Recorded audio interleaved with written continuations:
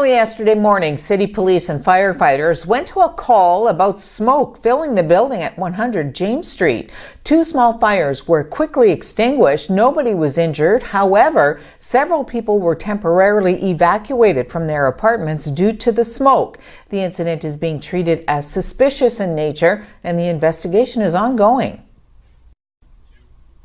The chief of a First Nation in northwestern Ontario, long plagued by the debilitating impacts of mercury contamination, says he's worried about the fate of a federally promised treatment facility as the calendar speeds towards this fall's election without any signs of progress. Grassy Narrows First Nation has suffered from the health impacts of mercury contamination stemming from when a paper mill in Dryden dumped 9,000 kilograms of the substance into the English Wabigoon River system in the 1960s. Those afflicted with mercury poisoning suffer from impaired peripheral vision, hearing, speech, and cognitive function. Other symptoms include muscle weakness, numbness, or stinging pain in the extremities and mouth. Help for those residents appeared a certainty 2 years ago when the minister in charge of the file promised a specialized treatment facility on the reserve. A required feasibility study was produced last November that outlined costs and design ideas. Grassy Narrows Chief Rudy Turtle said there's been little action on the project. Meanwhile, there also appears to be a political disagreement between the federal Liberals and the Ontario Tory government over jurisdictional responsibility. He urged the federal government to put $88.7 million, that's the estimated 30-year cost for the facility according to the feasibility study, into a trust fund for the community to ensure the project moves ahead no matter the results of the fall federal election. Premier François Legault visited a flood-affected area in Laval, Quebec, where the Army has been called in to help protect homes and infrastructure from rising water levels. Legault says the government is reviewing its programs and may ask some residents to move from areas that are subject to repeated flooding. Some people, it's the second time they've been hit in the last 3 years.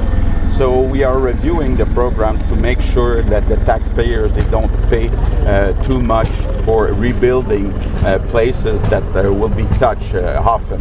So we will give incentive to move to go to somewhere. If we want to prevent, if we want to minimize impacts on houses, it's important to do that soon. So that's what we're doing, and I think that the population is very happy to see the Army so soon here. At least 290 people were killed and hundreds more wounded in 8 bomb blasts that rocked churches and luxury hotels in or near Sri Lanka's capital on Easter Sunday.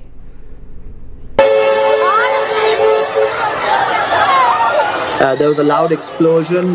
Just to check, I climbed up to the rooftop. At about 1 kilometer away, we could see a white smoke coming out. And at that precise moment, there was a helicopter doing a flyby. Canadian security officials have turned to their U.S. counterparts for advice on revamping Ottawa's troublesome no-fly list that has ensnared young children trying to check in at the airport. Newly released memos show Canadian representatives held a series of consultations with American officials to learn from their experiences implementing a new passenger screening and redress system a decade ago.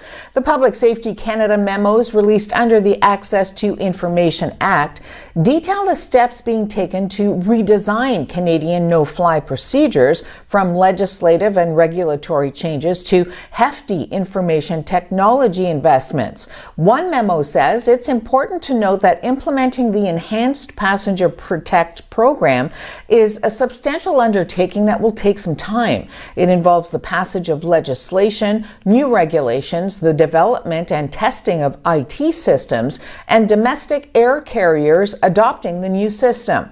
The changes have been spurred in large measure by parents of children who have repeatedly endured nerve-wracking airport delays because a youngster's name matches one on the no-fly list.